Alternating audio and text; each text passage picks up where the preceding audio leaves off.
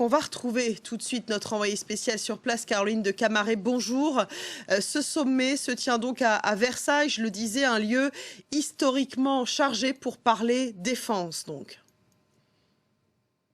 Oui, pour le sommet du sursaut, donc, comme le voudrait Emmanuel Macron, Versailles, ça rappelle quand même la demeure du roi Soleil, bien sûr, mais ça a été choisi, précisons-le quand même, il y a des mois, quand on préparait la présidence française de l'Union européenne et un sommet qui devait être d'ailleurs consacré plutôt aux questions de croissance.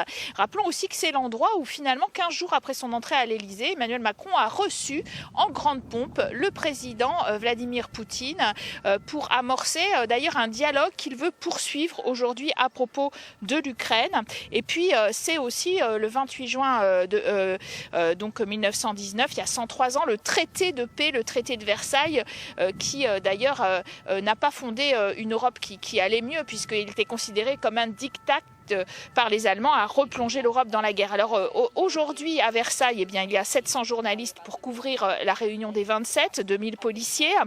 Et aujourd'hui, on parle en effet aussi de défense et en particulier de cette Europe des 27 qui est censée finalement mettre le pied sur l'accélérateur sur la défense pour que l'OTAN ne reste pas la structure dominée par les États-Unis qu'elle est jusqu'à aujourd'hui. On a bien vu qu'il y avait eu un ambroglio sur la question de la livraison des armes et en particulier la livraison des avions polonais de 28 MiG-29 de fabrication russe qui auraient bien été pour les Ukrainiens, qui auraient facilité leur maîtrise des airs et qui a été interdite par Washington. Alors effectivement, les 27 aujourd'hui recherchent leur boussole stratégique, recherchent aussi leur capacité de finalement d'avancer des forces armées communes et ce d'ici 2023, on pense qu'on va pouvoir mettre en place quelque chose qui ressemblera à ces forces européennes communes.